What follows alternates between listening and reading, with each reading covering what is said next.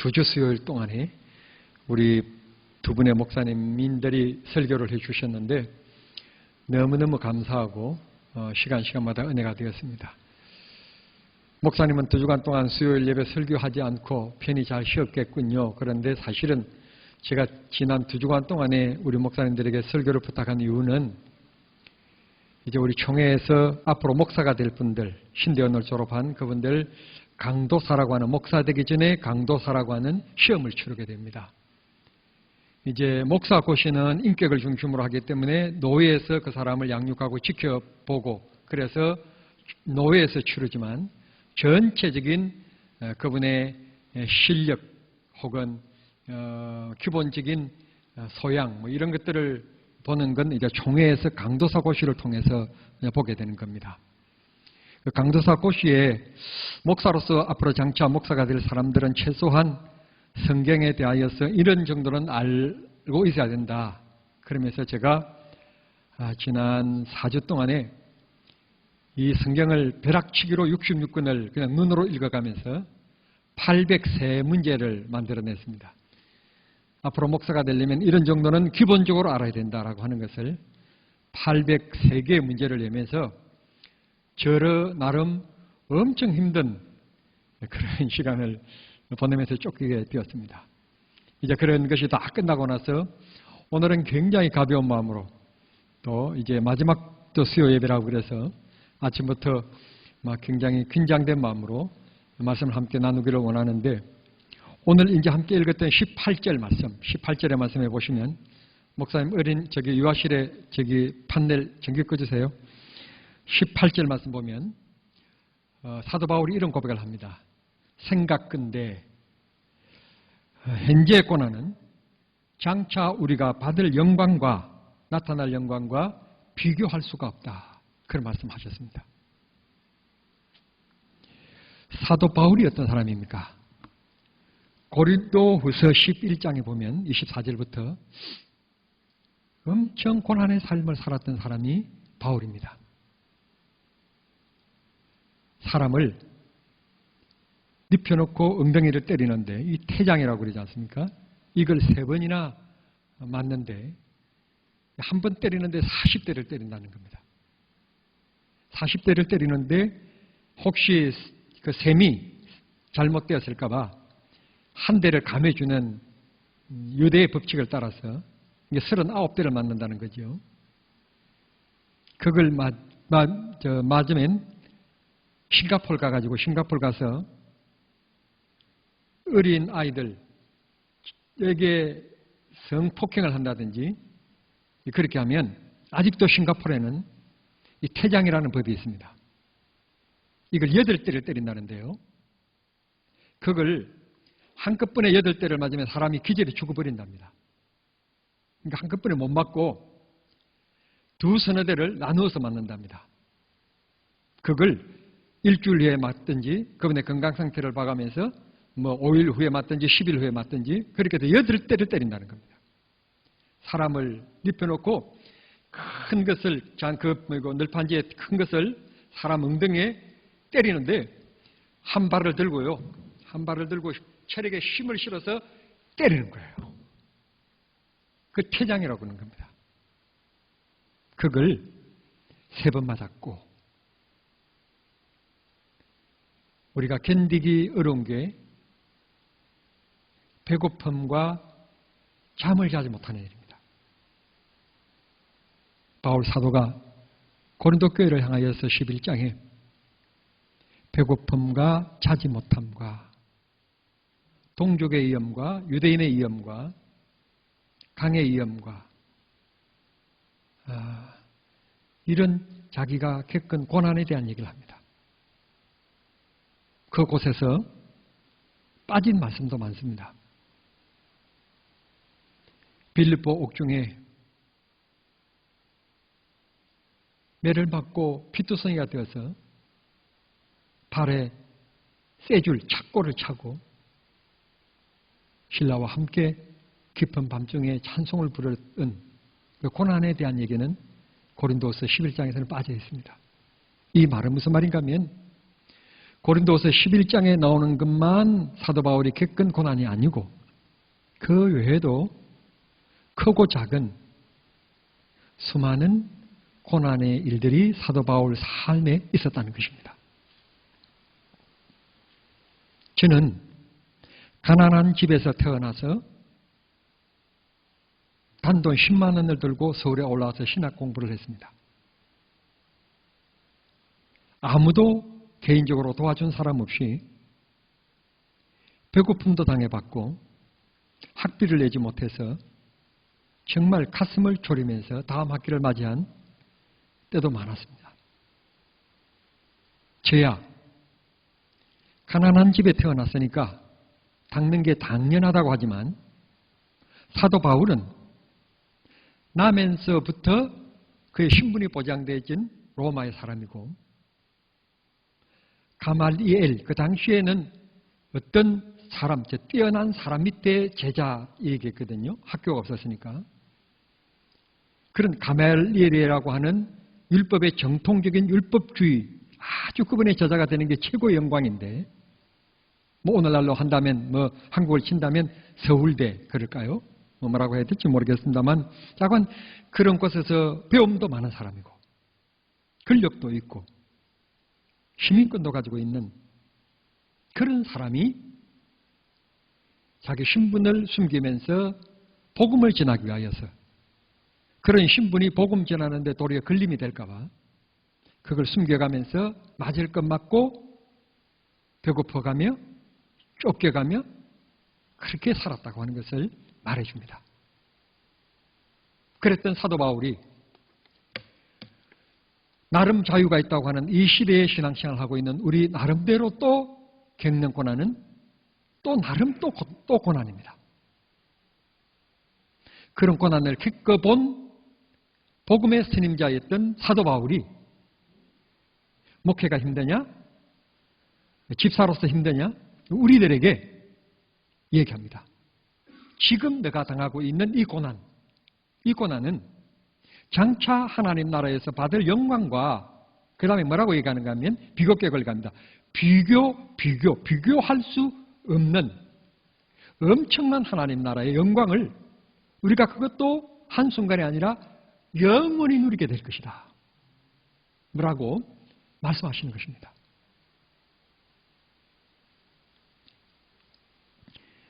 고위직에 있던 분들이 고위직에서 물러나면 제일 힘든 게 뭔가 하면 모든 일을 자기 손으로 해결해야 된다고 하는 점이라고 그럽니다. 뭐 우리 젊었을 때 군대 얘기를 많이 했는데요. 군대 사단장이면 지금은 별그렇게 특권들을 많이 누리지 않습니다만 우리가 군대 생활을 할 때만 해도 사단장에게는 엄청난 특권이 있었습니다. 관사에는 관사병이 여러 명 있었고요. 운전병이 있지요. 그 다음에 권총을 차고 자기 수행 비서인 대위가 또 따라 붙지요. 운전병이 뭐 여러 가지 막 따라 붙습니다. 매일 입는 그 군복, 매일 세탁을 해서 또 다른 것을 아침마다 새 군복을 꼭 입습니다. 출근하면 신을 군하는 우리가 흔히 얘기합니다. 군대에서 여기 뭐 장로님들 계시지만 파리가 앉으면 미끄러질 정도로 그냥 광이 납니다. 광. 그랬던 분들이 전역을 합니다. 전역을 해서 군대를 딱 나서면 모든 게 서투른 겁니다. 운전을 해봤나? 뭐 구두를 닦아봤나? 뭐 은행 일을 봤나? 뭐 모든 것이 서투른 겁니다. 너무너무 불편하다는 것입니다. 사도 바울 당하는 고난, 불편함이 얼마나 많았을까요?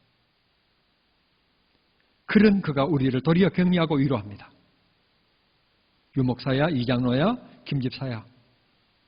지금 우리가 당하는 고난, 이건 하나님 나라에서 받을 영광과 비교가 안 된다. 상상 밖이다. 라면서 믿음을 잊어버리지 말고 흔들리지도 말고 주를 바라보라고 우리에게 부탁하는 겁니다. 예수 믿는 우리들에게는 예수 믿는다고 한 가지 이유 때문에 직장에서도 우리가 손해를 보는 일들이 많고 사회 속에서도 마찬가지입니다. 심지어는 부부 사이에서도 예수를 믿는 아내가 안 믿는 남편을 만나게 되지면 예수 믿는다고 하는 것 때문에 모든 것을 저주어야 되는 그런 삶을 살 때도 있습니다. 제가 목양실에 앉아서 교회 오랫동안 안 오신 분들에게 전화를 하면 이런 얘기를 듣고 큰 충격을 받았습니다. 목사님, 병원을 가면 의사가 교회 가지 말라고 합니다. 또 어느 직장에서는 교회 갔다 오면 월요일날 출근하지 말라고 한다고 그렇게 얘기합니다. 그런 얘기를 들을 때마다 저는 아직 성숙되지 못한 사람이라 막 열을 받습니다. 막 그게 스트레스입니다, 스트레스. 교회들이 잘못하는 것도 많지만, 아니, 살아있는 사람이 어디를 안 가겠습니까? 눈에 보이지 않는 바이러스가 그냥 독감처럼 발열되어지고 나타나면 다행인데, 이게 무증상이라고 그러니까 참 힘듭니다. 저만 얘기를 하더라도 이런 예배를 드리기 위해서 제가 식당을 갑니까? 카페를 갑니까? 사람을 만납니까? 모임에 갑니까? 그냥 교회 안에 갇혀 있습니다. 상살 없는 이 동부구치소입니다. 동부구치소. 왜? 예배하기 위하여서. 예배하기 위하여서 모든 것을 희생하는 겁니다. 희생. 우리는 이렇게 크고 작은 고난이라고 하는 짐 속에 살아갑니다. 왜 이렇게 살아야 합니까? 바울이 이렇게 꼬집어서 얘기합니다. 하나님께서 우리들에게 주실 영광과 좋게 비교할 수가 없다. 인내하고 참으라는 겁니다. 왜냐하면 인생이 영원한 인생은 없고 그저 92쪽 저쪽이면 우리 인생 마감되기 때문에, 그러면 주님을 만나게 될 거고 그 만나는 그 하나님 나라는 영원한 것이기 때문에 이겨내라. 모든 경기, 모든 경쟁에서는 지면 안 됩니다. 이겨야 합니다. 이기는 자만이 웃게 되어지고 이기는 자만이 주목하지, 지는 자에게 주목하는 법은 별로 없습니다. 세상 유혹에서도 우리는 꼭 이겨내야 되리라고 믿습니다. 빌립보서 3장 20절에 보면 우리들의 시민권은 하늘에 있다 그랬습니다. 우리의 실제적인 주민등록, 실제적인 여권, 본적이 어딘가 하면 하나님 나라라는 겁니다.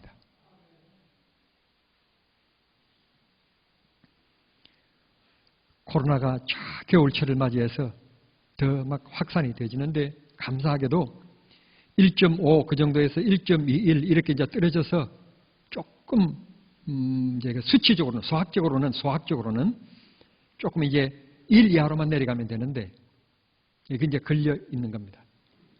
그게 이제 1월 3일까지 정부에서 바라보고 있는 건데 1월 3일까지 이 확산세가 꺾이지 않으면 이게 1월 3일이 아니라 2월 3일, 3월 3일까지 어떻게 될지 모르는 겁니다. 참 힘들고 어려운 때 우리가 지금 살아가고 있습니다. 여러분, 예배하기 위하여서 절제하지 아니하면 예배할 수 없는 것처럼, 그러나 이 절제에는 하나님 나라의 상급이 보장되어져 있다는 것 꼭 기억하시길 바랍니다. 이런 때에 지금 이슈가 되는 것은 백신의 문제입니다. 백신에 대해서 정부가 정확하게 답해주지 않으니까 국민들이 불안한 겁니다. 지금부터 백신을 접종한다고 해도 우리나라 인구가 5천만인데 1회 접종으로 끝나는 것도 아니고 이게 2차, 3차 계속 이게 바이러스가 있는 한 2차, 3차로 계속 이어져야 됩니다. 그 항체 그게 유효하는 게 50일, 60일 정도니까 그 안에 또 2차를 또 맞아야 되고 3차를 또 맞아줘야 되는 겁니다. 그러면 우리나라 5천만 인구니까 한 2억만 명분 정도는 확보가 돼야 된다는 말입니다. 이게 세계 경제 10위 안에 들고 있는 이 재력을 가지고 있는 대한민국이 백신 확보를 못했어요. 그러다가 엊그제 대통령께서 어떤 백신 제약회사 그 대표하고 시간으로 27분이래요. 27분 통화하면서 2천만 명이 맞을 수 있는 백신을 확보했다는 것입니다. 난 이런 얘기를 들을 때 의심이 드는 것은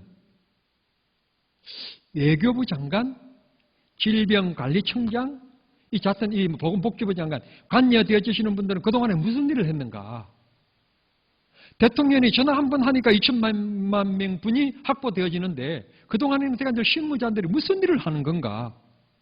난 참 답답한 마음이 드는 거예요. 대통령이 27분이면 간단히 해결할 문제를 실무진들이 그동안에 뭐 했다는 말인가? 이 답답한 마음이 드는 겁니다. 제가 이 얘기를 하려고 하는 것은 아니고 하고자 하는 얘기는 뭔가 하면 우리 대한민국에서 이미 백신을 맞은 사람들이 있습니다. 그건 바로 미국인들입니다. 평택기지로 들어와서 주한 사령관이 백신 맞는 것을 우리가 TV에서 봤습니다. 미국 시민이라고 하는 것 때문에 그들은 특별 지금 우리나라 대통령도 못 맞은 백신을 미국인들이 맞고 있습니다. 우리의 시민권은 이 땅에 있지 않습니다. 이 땅에 있으면 큰 집에 사는 사람이 최고입니다. 많이 배운 사람이 최고입니다. 많이 가진 사람이 최고입니다. 그런데 우리 시민권은 빌립보서 3장 20절에 말씀하시기를 천국에 있다고 말씀했습니다. 이 땅에 잠깐 우리는 90년 정도 살다가 가는 나그네일 뿐입니다. 나그네. 영원한 하나님 나라. 그 시민권이 어디에 있는가 하면 백신보다도 더 소중한 하나님 나라를 얻을 축복된 사람으로 지명받아 오늘 또 예배하고 있다는 사실입니다.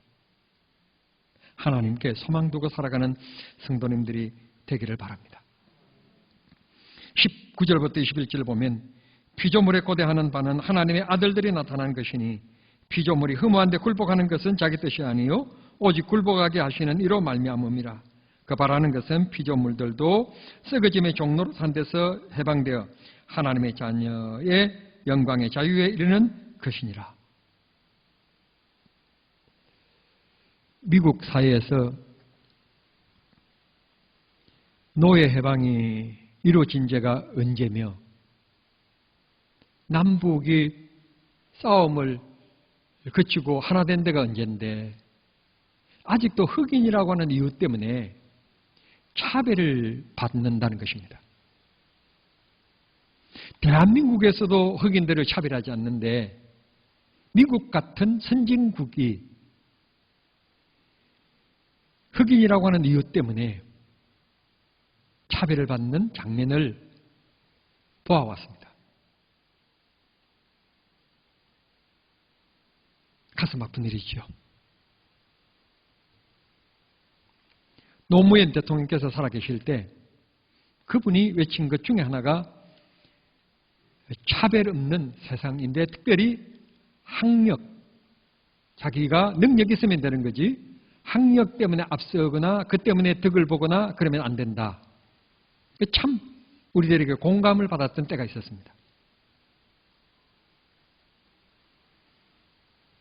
여기 하나님의 아들들이 나타나서 종로로 탄 데서 영광의 자유의 몸으로 그러면서 22절을 끝냅니다. 주님께서 우리로 하여금 죄로부터 그리고 지옥의 죄를 받는 영벌에서부터 우리를 자유케 하셨다. 그렇다고 해서 우리가 마음대로 살면 되느냐? 그건 아닙니다. 하나님 앞에 경건되게 거룩한 삶을 살도록 늘 깨어 있어야 합니다. 이걸 예수 믿는 사람답게라고 표현할 수 있는 단어인데요. 우리는 뭔가 좀 다르게 살아야 합니다. 뭔가 구별되게 저와 여러분이 살아가도록 힘써야 될 줄 믿습니다. 오늘 기독교가 위상을 많이 잊어버리고 추락되어 있습니다. 그건 목사를 비롯한 예수 믿는 우리 모두의 책임입니다. 우리 모두가 이웃들에게 득되지 않게 살고 있다는 뜻입니다. 좀 기분 나쁘다고 해서 차로 가로막고 뭐 이런 기독교인들이 해야 될 일들이 아닌 것입니다.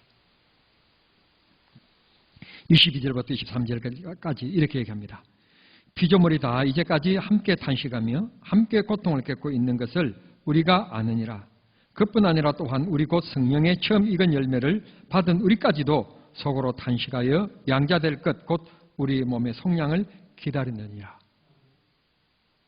이 땅에 살아있는 동안에는 끊임없는 문제 속에 우리가 있을 수밖에 없습니다. 그런데 우리가 고대하는 것은 우리 인생의 마지막 끝나는 그 순간 주님이 내 손잡고 천국문에 들어가는 겁니다. 그날까지는 끊임없는 고난이 있습니다.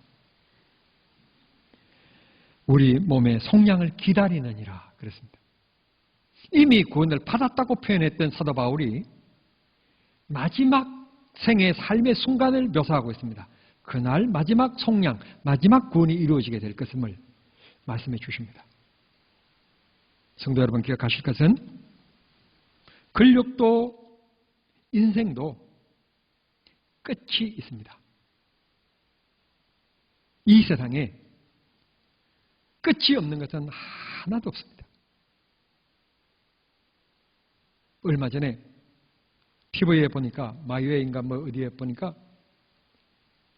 전에 유명했던 탤런트인데 연기인이었는데 지금은 불러주지 않고 써주지 않으니까 막노동판에 가서 일용직으로 일하고 있는 것을 뭐 이 방송하는 걸 잠깐 제가 본 적이 있습니다.